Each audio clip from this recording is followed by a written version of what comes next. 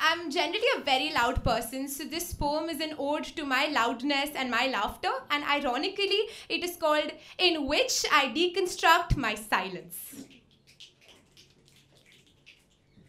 It's a Friday evening on a Tuesday afternoon, and there isn't enough blue in this room, yet I've been feeling a lot blue lately.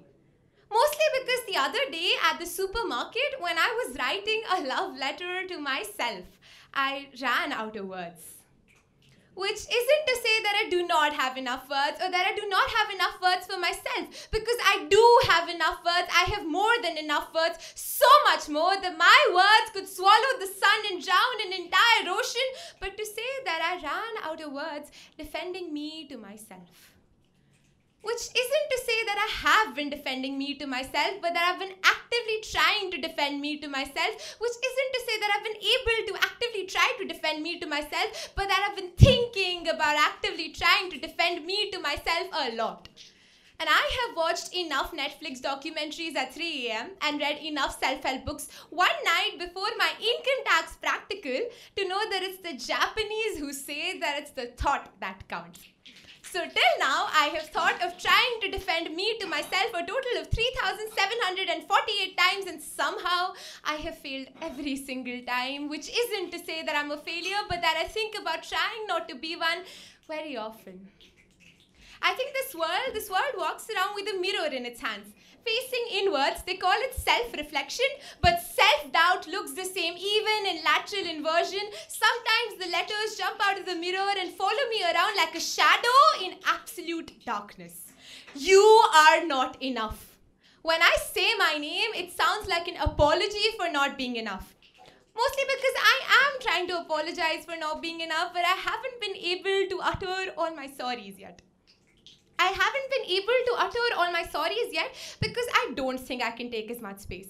And I don't think I can take as much space because when I was 7, my classmates joked around about how much space I used to take, which isn't to say that I hated or even disliked my classmates as much, but that I screamed at them every single day from inside the washrooms. And my screaming sounded a lot like my whispering. And my whispering sounded a lot like mostly because I did not know how loud I could be.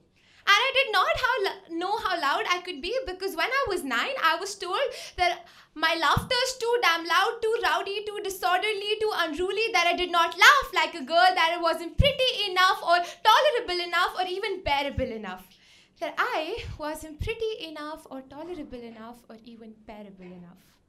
So my laughter, my goddamn laughter started sounding a lot like this.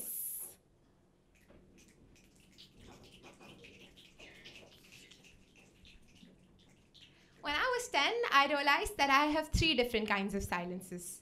1, when I'm screaming so loud that my words can pierce through the sun, conjure an entire cyclone, bring the entire universe to one single point and undo the entire Big Bang.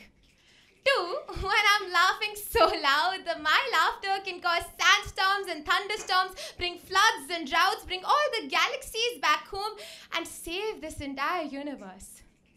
3, when I have so much to say that all the poetry in this world comes back home and weeps for all the metaphors that it could never be, there aren't enough languages in this galaxy for me to even spell my own middle name out loud.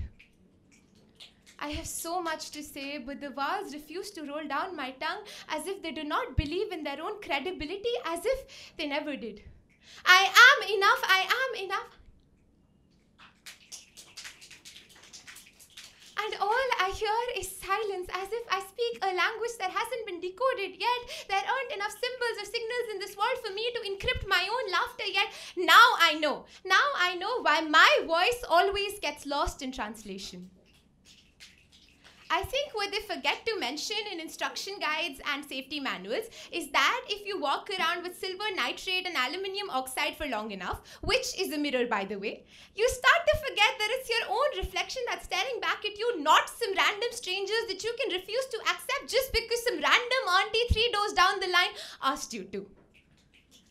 It's a Friday evening. It's a Friday evening on a Tuesday afternoon, and there is so much blue in this room, mostly because I have been feeling a lot blue lately. There aren't enough metaphors in this world for me to justify how blue I'm feeling today. Mostly because the other day at the supermarket, when I was writing a love letter to myself, I ran out of words.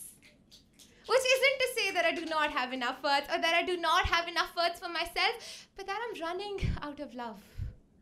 Mostly for myself. I am enough, I am enough, I am enough, I am enough, I am enough, I am enough. I wonder if I say it out loud to myself enough times, someday I might believe it too. Thank you.